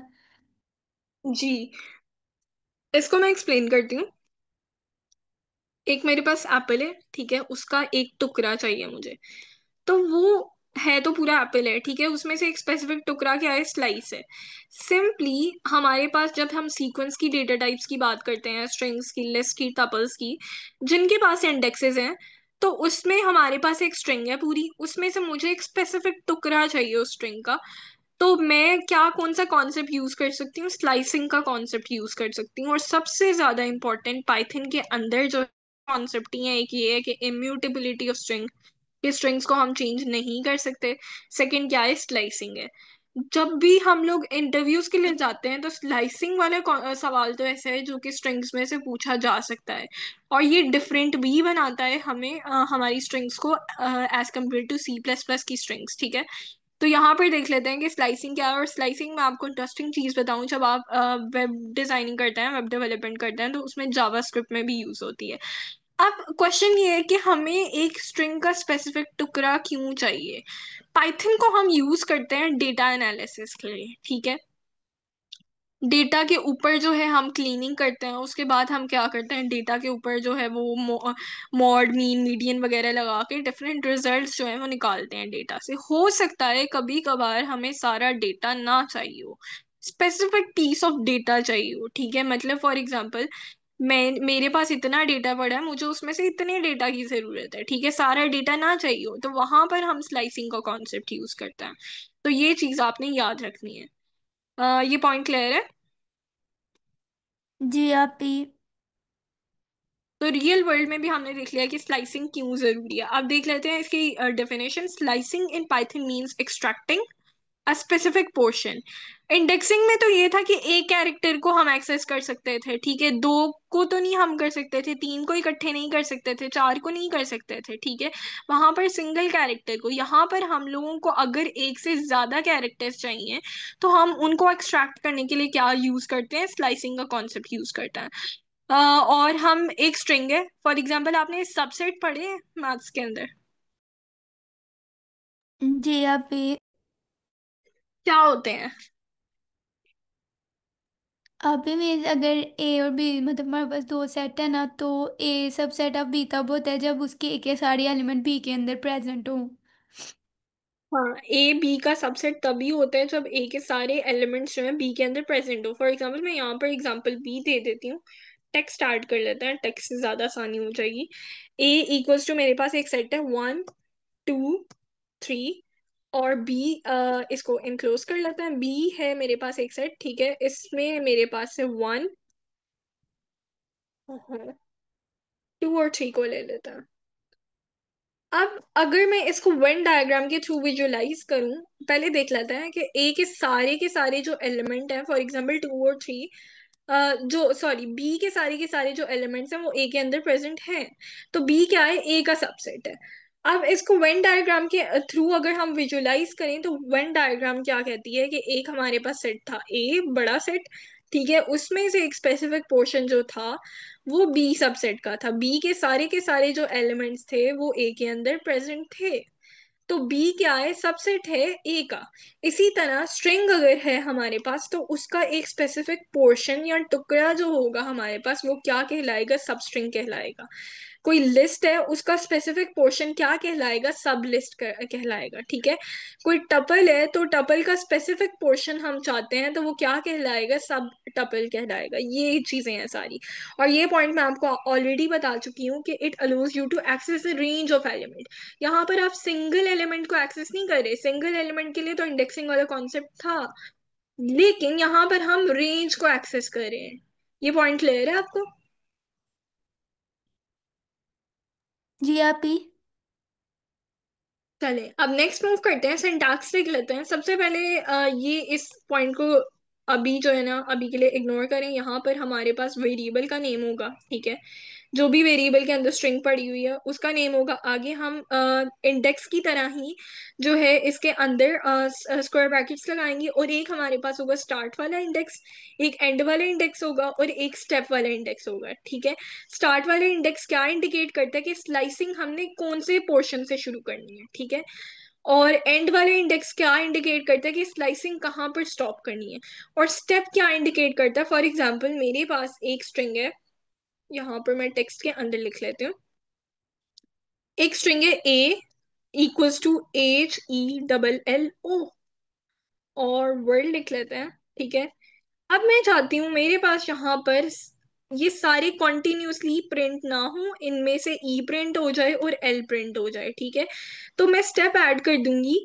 स्टेप क्या कहता है कि इतने का जंप लगा लो, ठीक है। फॉर एग्जांपल यहाँ से स्ट्रिंग शुरू करूँ, मैं स्ट्रिंग का नेम लिखूंगी। सिंटैक्स क्या है, सीक्वेंस। सीक्वेंस क्या है, वेरिएबल का नेम है, ठीक है। ए लिखूंगी।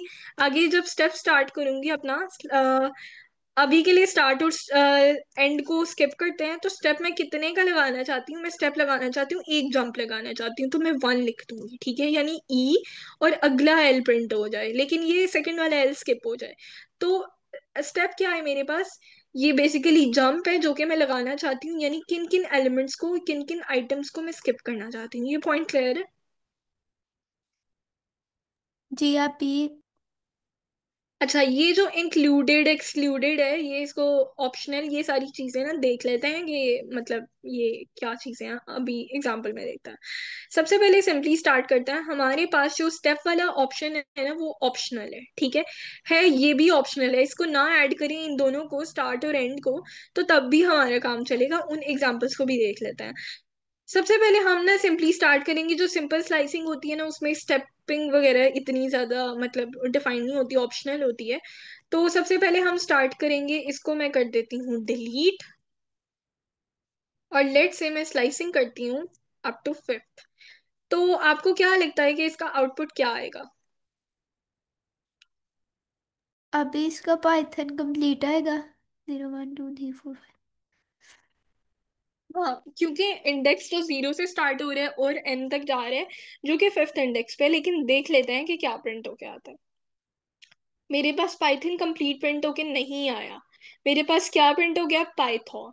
एंड क्यों स्किप हो गया है? हमारे पास जो एंड वाला इंडेक्स होता है, जब हम उसको डिफाइन करते हैं, तो वो वाला एंड वाला इंडेक्स जो है, वो इंडेक्स है जो कि इंक्लूड ही नहीं होगा। यानी उस इंडेक्स से पहले पहले तक हमारे पास स्ट्रिंग की स्लाइसिंग स्लाइसिंग होगी हमेशा।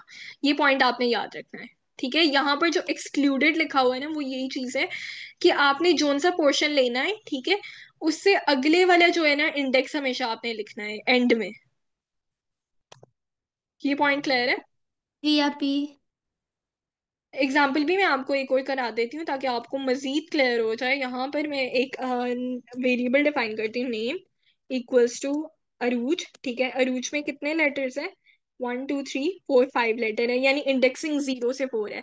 अब मैं कहती हूँ कि अरूज मुझे स्लाइसिंग चाहिए इतनी, ठीक है। तो आप कैसे इसकी स्लाइसिंग करेंगी? यानी मेरे पास प्रिंट होके क्या है, नहीं, ये 3 लेटर्स प्रिंट होके आए, ठीक है। तो आप इसकी स्लाइसिंग कैसे करेंगी? आप भी इसकी स्लाइसिंग 2, सॉरी अभी 1। 1, और ठीक है। और उसके बाद हम लिखेंगे 4, लिखेंगे अभी।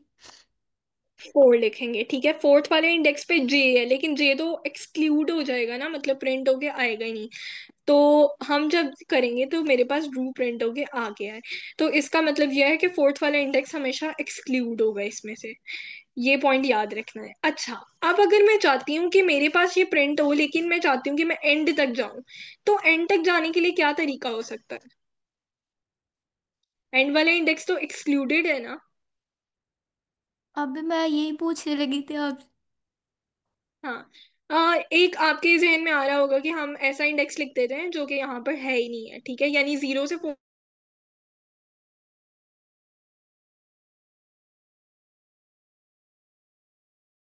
हूँ, ठीक है। तो मेरे पास यहाँ पर ये आ गया है।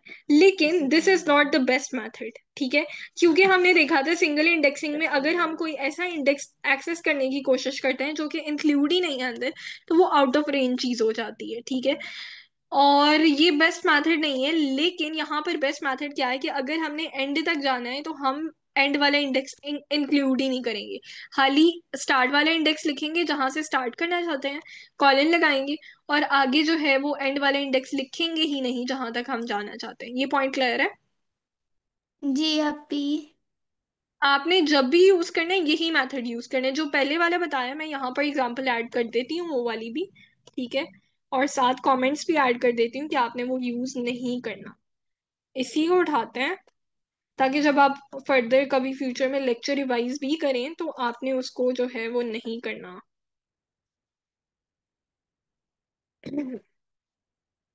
एक मिनट में यहाँ पर कमेंट्स आ।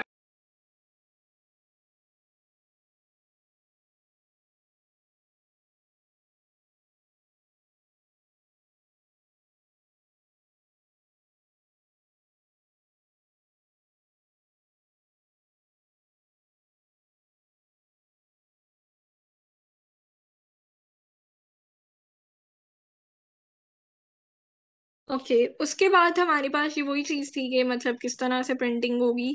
इसको भी रन करके देख लेते हैं। अब यहाँ पर मेरे पास चेरी के अंदर कितने लेटर्स हैं? 0 1 2 3 4 5 6। तो सिक्स वाला 0 1 2 3 4 5।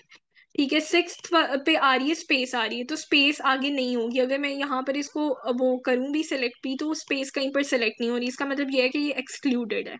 ये पॉइंट क्लियर है? जी आप भी। अच्छा, इस एग्जाम्पल को हमने देख लिया है कि हमने अगर क्या नाम है, क्या करना है कि एंड तक जाना है, तो हम एंड वाला जो है वो इंडेक्स स्किप कर सकते हैं। यानी यहाँ से एक चीज क्लियर हो गई कि एंड वाला इंडेक्स भी ऑप्शनल है, ऐड करें या ना करें। आप देख लेते हैं कि अगर स्टार्ट वाला इंडेक्स स्किप कर देते हैं तो तब क्या होता है। मुझे चाहिए लेटर्स अप टू 0 1 2 3, ठीक है, 4 आई तक प्रिंट हो। ठीक है, देखते हैं कि क्या ये प्रिंट होता है। अ, अब जो है आई तो एक्सक्लूड हो जाएगी क्योंकि वो फोर्थ इंडेक्स पे है। लेकिन अगर हम स्टार्टिंग वाले इंडेक्स स्किप करते हैं तो वो स्टार्ट से ही स्टार्ट होगा। ये पॉइंट भी याद रखना है कि अगर हम एंड वाले इंडेक्स स्किप करते हैं तो एंड तक प्रिंट करेगा स्ट्रिंग को। अगर स्टार्ट वाले इंडेक्स स्किप करते हैं तो वो स्टार्ट से स्टार्ट ही होगा। ये चीज आपने हमेशा याद रखनी है। ओके आप भी। अच्छा, अब उसके बाद मेरे पास एक चीज है कि मैं चाहती हूँ कि वर्ड जो है वो पूरे का पूरा ही, अगर यहाँ पर देख लेते हैं कि अगर फॉर एग्जांपल मैं स्टार्ट और स्टॉप दोनों को स्किप कर दूं तो तब क्या होगा। स्टार्ट और स्टॉप दोनों को स्किप किया तो पूरा वर्ड ही प्रिंट होके आएगा। ठीक है, क्योंकि ना तो हमने स्टार्टिंग डिफाइन की है ना एंडिंग डिफाइन की है। तो ये चीज भी आते हैं याद रखनी है। अब इसी को दोबारा कॉपी करते हैं और यहाँ पर करते हैं कि फॉर एग्जाम्पल मैं चाहती हूँ कि ये पूरा नेम प्रिंट हो, लेकिन इसमें हर थर्ड कैरेक्टर जो है मेरे पास प्रिंट होके आए। ठीक है, यानी दो का जंप लगे और थर्ड कैरेक्टर, हर थर्ड कैरेक्टर को मैं एक्सेस करूं। यहाँ पर अगर मैं जंप लगाती हूँ 3 का, तो इसका मतलब ये नहीं है कि 3 दफा जंप लगेगा। इसका मतलब ये है कि मेरे पास हर बार थर्ड कैरेक्टर जो है वो एक्सेस होके आएगा। फॉर एग्जाम्पल मैं चाहती हूँ पूरी स्ट्रिंग्स के प्रिंट हो, तो स्टार्ट वाले और स्टॉप वाले इंडेक्स को स्किप करते हैं और जंप कितने का मारना है, 3 का मारना है कि हर तीसरा कैरेक्टर प्रिंट हो। फॉर एग्जाम्पल ये फर्स्ट था। ठीक है, 0 से स्टार्ट कर लेते हैं। ये 0 सबसे पहले मेरे पास प्रिंट होके आएगा, फिर उसके बाद 1 और 2 वाले स्किप हो जाएगा। ठीक है, उसके बाद मेरे पास ये थर्ड कैरेक्टर जो है ये प्रिंट होके आएगा। ये पॉइंट क्लियर है? जी आप भी। इसको मैं थोड़ा सा मजीद एक बड़े नाम से एक्सप्लेन कर देती हूँ ताकि आपको क्लियर अंडरस्टैंडिंग हो जाए। आपका पूरा नाम लिख लेता है, ठीक है? अरूज फातिमा। तो आपको मजीद क्लियर अंडरस्टैंडिंग हो जाएगी। अब इसमें क्या है कि ए वाला सबसे पहले प्रिंट होगा, 0th इंडेक्स पे। उसके बाद फर्स्ट और सेकंड इंडेक्स स्किप हो जाएगा, थर्ड इंडेक्स वाला जो है ना वो प्रिंट होगा। ठीक है, और उसके बाद दोबारा हम काउंटिंग ऐसे करेंगे कि जे को हम 0th इंडेक्स पे समझ लेंगे। ठीक है, और फिर ये 0 और नहीं, आप ऐसा करेंगी कि लाइक हमें हर थर्ड कैरेक्टर चाहिए। ठीक है, 0th वाला कैरेक्टर आ गया, फर्स्ट सेकंड स्किप हो गए, थर्ड वाला आ गया। ठीक है, उसके बाद फोर्थ फिफ्थ स्किप हो जाएंगे। कंट्रोल जी करती हूँ, जे और स्पेस स्किप हो जाएगी। ठीक है, क्योंकि स्पेस भी तो एक कैरेक्टर है ना। और उसके बाद थर्ड कैरेक्टर कौन सा बन रहा है, एफ बन रहा है। ठीक है, उसके बाद ए और टी दोबारा स्किप हो जाएंगे और आई एक्सेस होके आ जाएगा। और फिर एम ए के बाद तो कोई कैरेक्टर है ही नहीं है, तो वो नहीं आएगा। ये पॉइंट क्लियर है आपको? जी आप भी। जंप हमेशा, जंप का मतलब ये नहीं 3 कैरेक्टर्स का जंप लगेगा, 3 कैरेक्टर्स स्किप होंगे, ऐसा नहीं है। हर थर्ड कैरेक्टर एक्सेस होगा। उसके बाद ये भी मैंने आपको बता दिया है कि नहीं?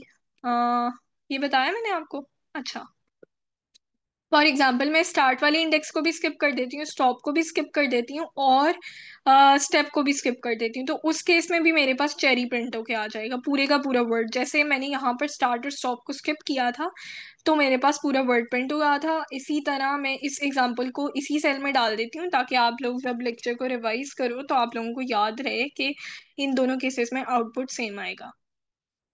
इस सेल को डिलीट कर देते हैं। तो हम कोई भी जो है वो इंडेक्स स्किप कर सकते हैं, लाइक स्टार्ट वाला भी स्टेप भी स्किप कर सकते हैं, स्टॉप वाला भी स्किप कर सकते हैं, और जो स्टेप लगाना है, जंप लगाना है, वो वाला भी इंडेक्स स्किप कर सकते हैं, ठीक है। तो ये हमारे ऊपर डिपेंड करता है कि हमने कैसे करना है इसको। उसके बाद हम नेगेटिव इंडेक्सिंग के साथ इसको देख लेते हैं। नेगेटिव इंडेक्सिंग में हम जब भी स्टार्ट करेंगे, लेट से मैंने इस तरह से स्टार्ट करना है कि मैं -1 से -4 तक जाना चाहती हूँ। तो देखता है कि ये चलता है या नहीं चलता। कुछ भी नहीं प्रिंट होके आया। क्यों नहीं आया? रीजन बता सकती हैं आप?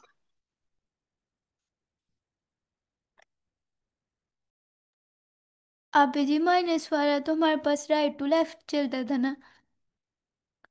इंडेक्स राइट टू लेफ्ट चलता है, लेकिन स्लाइसिंग कैसे होनी है? स्लाइसिंग हमेशा लेफ्ट टू राइट होनी है, ठीक है। स्टार्ट वाले इंडेक्स अगर -1 कर दिया है, तो एंड जो है उसने उससे आगे ढूंढना है। ये बात याद रखनी है, ठीक है। उसने पीछे नहीं चलना है नेगेटिव इंडेक्सिंग में, स्लाइसिंग के कॉन्सेप्ट में, ठीक है। ठीक। इंडेक्स तो ऐसे ही चल रहे हैं कि हम लोग क्या कर रहे हैं कि -1, -2, -3, -4, लेकिन स्लाइसिंग कैसे चलनी है? वो हमेशा लेफ्ट टू राइट चलनी है। अगर स्टार्ट वाले इंडेक्स -1 कर दिया तो उसने उससे आगे वाला ढूंढना है। ये पॉइंट याद रखना है। तो -1 जो है हमारे पास वो है ए। यहाँ पर वैसे ए प्रिंट होके आना चाहिए था, लेकिन नहीं आया। इसको इस तरह से देख लेते हैं कि मैं एंड वाला इंडेक्स जो है ना स्किप कर देती हूँ और -1 से स्टार्ट करती हूँ, तो तब मेरे पास ए प्रिंट होके आ रहा है, ठीक है। और अगर मैं चाहती हूँ कि मेरे पास जो है ये वर्ड्स एक्सेस हो, लाइक मैं कहती हूँ कि NANA इस तरह से आए, कि फोर्थ वाला इंडेक्स जो है वो फोर्थ से लेके -1 तक जाए।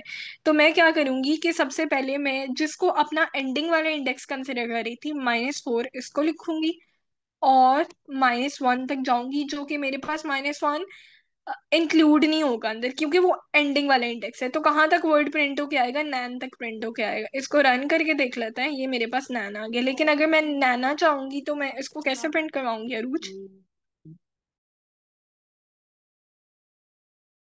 अभी फिर आप -4 लिखेंगे बस। जी, और एंडिंग वाला इंडेक्स हम स्किप कर देंगे, तो ये मेरे पास नैना प्रिंट होके आ जाएगा।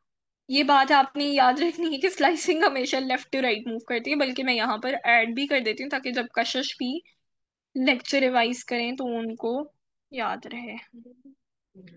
Moves from left to right, whereas negative indexing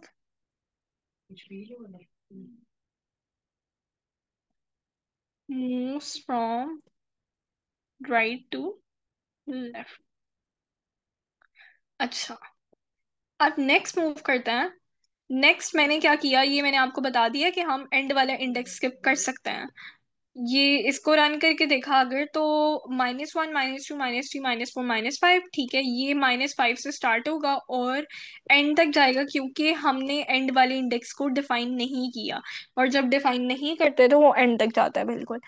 अब यहाँ पर ये एग्जांपल देख लेते हैं कि अगर स्टार्ट वाले इंडेक्स को स्किप करते हैं तो स्टार्ट वाले इंडेक्स के साथ कैसा बिहेवियर होता है।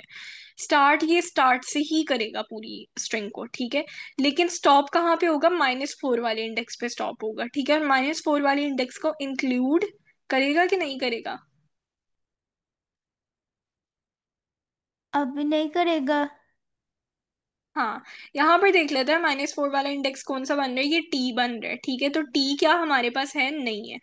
तो टी को ये इंक्लूड नहीं करेगा। ये पॉइंट क्लियर है? जी अभी। अच्छा, अब देख लेते हैं कि हम लोगों के पास नेगेटिव इंडेक्सिंग थी, तो मैंने आपको कहा था कि रिवर्स करने का कॉन्सेप्ट जो है ना बहुत आसान हो जाता है नेगेटिव इंडेक्सिंग के थ्रू, ठीक है। पहले यहाँ पर हमने कोई एग्जांपल नेगेटिव इंडेक्सिंग के साथ जो है जंप वाली नहीं देखी, कोई ऐसी एग्जांपल ऐड कर लेते हैं जिसमें हम जंप भी लगा सकें। इसी को उठाते हैं, और बेसिकली हम इसमें जंप लगाना चाहते हैं कितने कैरेक्टर्स का, मतलब हर थर्ड कैरेक्टर जो है हमारे पास एक्सेस हो जाए। -3 लिखेंगे या 3 लिखेंगे? 3 लिख लेते हैं, देखते हैं क्या बिहेवियर शो करता है। तो इस केस में मेरे पास ए के बाद जो है वो कौन सा कैरेक्टर प्रिंट हुआ है, ओ, ठीक है। ओ के बाद मेरे पास 2 का जंप लगेगा और आई प्रिंट होके आ जाएगा, फिर एस और स्पेस का जंप लगा, एल प्रिंट होके आ गया, ठीक है। और फिर उसके बाद ई और ए का जंप लगा, आर प्रिंट होके आ गया, एन और आई का लगा तो एन प्रिंट होके आ गया, ठीक है।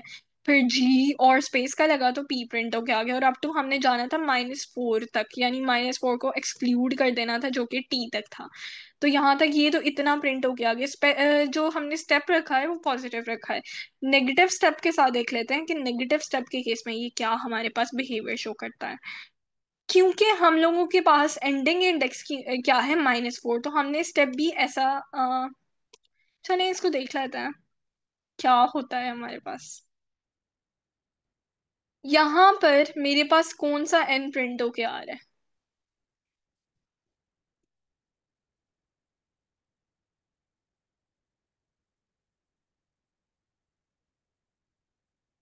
अरूज, आप बता सकती हैं? अभी जी 1 मिनट। ओके।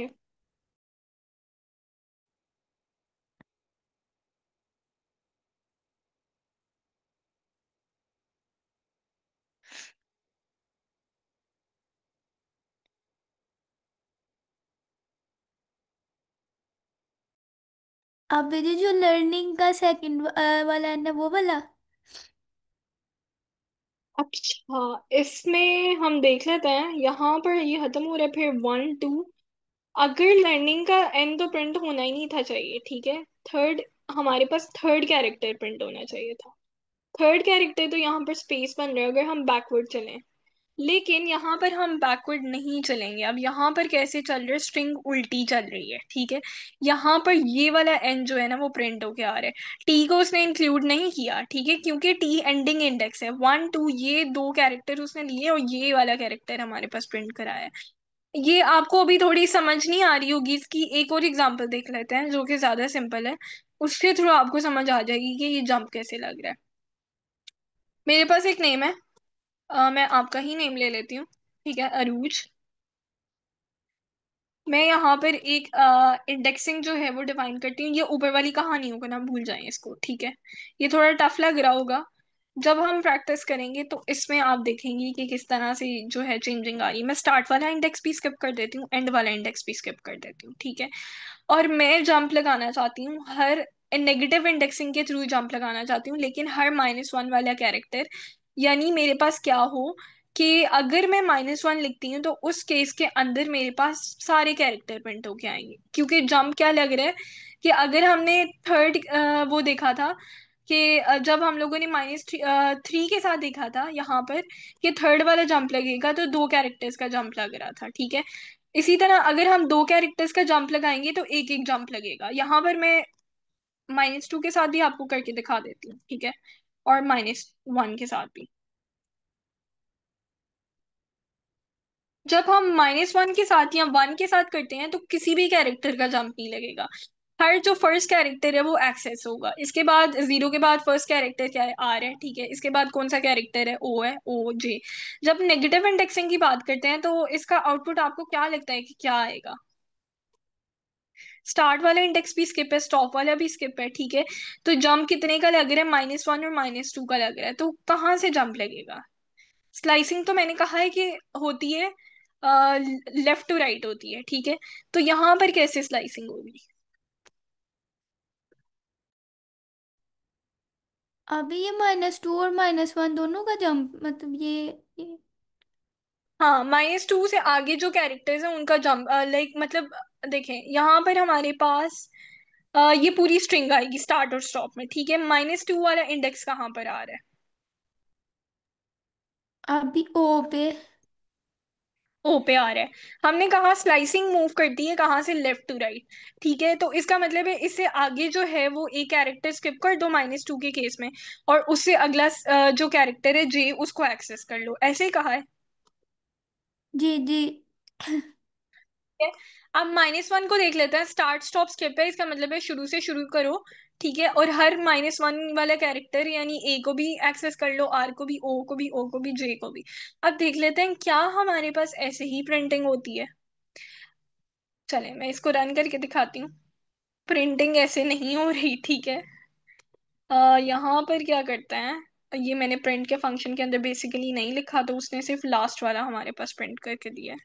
मैं इसको प्रिंट, ओ क्या किया मैंने? अच्छा, प्रिंट के फंक्शन के अंदर स्टेटमेंट को ऐड कर लेता है, प्रिंट। ठीक है, इसको भी प्रिंट के फंक्शन के अंदर ऐड कर लेता है, कंट्रोल सी। और यहाँ पर अब रन करके देखते हैं। क्या प्रिंटिंग ऐसे भी है? आप तो कह रही थी जे आना चाहिए और यहाँ पर पूरा ही आ रहा है। पता। डिफरेंट है ना? जी जी, आप ये। बिहेवियर क्या यहाँ पर हुआ है, स्टार्ट स्टॉप वाला इंडेक्स हमने डिफाइन नहीं किया, ठीक है। एंड वाला इंडेक्स जब डिफाइन किया तो इंटरप्रेटर ये समझ गया कि ये नेगेटिव इंडेक्सिंग से चल रहा है, यानी ये राइट टू लेफ्ट चल रहा है, ठीक है। जब हम राइट टू लेफ्ट जाएंगे तो नेगेटिव इंडेक्सिंग की बात करेंगे, सिर्फ जंप की बात करेंगे, तो इंटरप्रेटर समझ गया कि अब मैंने चलना है राइट टू लेफ्ट चलना है, ठीक है। तो उसने कितने का जंप लगाया यहाँ पर फर्स्ट कैरेक्टर उसने प्रिंट कर दिया जे, ठीक है। उसके बाद अगला वाला कैरेक्टर स्किप किया और हर सेकंड कैरेक्टर को उसने एक्सेस किया, हर सेकंड कैरेक्टर जो -2 के इंडेक्स पे आ रहा था। फिर इसके बाद उसने -4 वाले कैरेक्टर को एक्सेस किया, ठीक है। तो हमारे पास इस तरह से प्रिंटिंग हो गई, ठीक है। और यहाँ पर जो -1 वाला कैरेक्टर था उसको एक्सेस किया। तो यहाँ पर हमारे पास क्या क्या प्रिंट हो गया है, ए ओ जे। लेकिन जब हम -1 की बात करते हैं तो -1 के अंदर जो है हर फर्स्ट कैरेक्टर प्रिंट होना चाहिए, उल्टा यहाँ पर भी स्टार्ट स्टॉप तो कुछ डिफाइन किया ही नहीं है, ठीक है। लेकिन यहाँ पर हम लोगों ने क्या किया कि -1 डिफाइन कर दिया, तो उसने समझ गया कि राइट टू लेफ्ट ही जाना है, ठीक है। और राइट टू लेफ्ट हर फर्स्ट कैरेक्टर प्रिंट कराना है, तो वो पहले जे को प्रिंट कराएगा, ओ को आर और ए। यहाँ पर स्ट्रिंग रिवर्स हो गई। तो रिवर्स करने का सिंपल तरीका ये भी है पाइथन के अंदर कि हम स्लाइसिंग यूज कर लें। और स्लाइसिंग में स्टार्ट स्टॉप वाले को डिफाइन ना करें, सिर्फ -1 लिखते हैं, वो पूरी की पूरी स्ट्रिंग को हमारे पास रिवर्स कर देगा। ये पॉइंट क्लियर है? जी आप पे। ये थोड़ा बहुत ज्यादा टफ लगेगा, ठीक है। लेकिन मैं आपको इससे रिलेटेड बहुत प्रैक्टिस प्रॉब्लम्स दूंगी, आपने उसको डीबग भी करना है, अंडरस्टैंड भी करना है, ड्राई रन करेंगी तो फिर आपको ना आहिस्ता आहिस्ता समझ आएगी। ओके आप भी इंशाल्लाह। इंशाल्लाह। अच्छा, अब यहाँ तक ही रहने दूँ या आगे भी बढ़ा दूँ? स्ट्रिंग मैथड्स वाला टॉपिक तो कल ही करवाना है, ठीक है।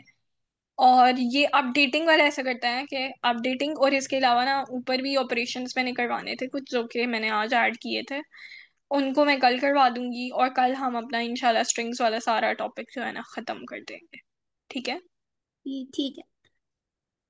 और इसके साथ आपको सिर्फ एक ऐसी असाइनमेंट मिलेगी जिसमें सिर्फ और सिर्फ हम लोग स्ट्रिंग्स को करेंगे, ठीक है। जी क्योंकि अब आपको लग रहा होगा कि बहुत टफ हो रहा है, ये चीजें समझ नहीं आ रही, तो प्रैक्टिस बहुत ज्यादा जरूरी है, तो हम एक एक टॉपिक की असाइनमेंट अब किया करेंगे, ओके आप भी। ठीक है। चलें, ठीक है। यहाँ तक कोई क्वेश्चन है या कोई चीज रिपीट करवानी है? नहीं आप भी ओके। सॉरी, क्या कह रही है? नहीं आप भी, मैं कह रही हूँ कि क्लियर है, ठीक। चलें, ठीक है। तो मैं स्टॉप करती हूँ और फिर हम क्लास को एंड करते हैं।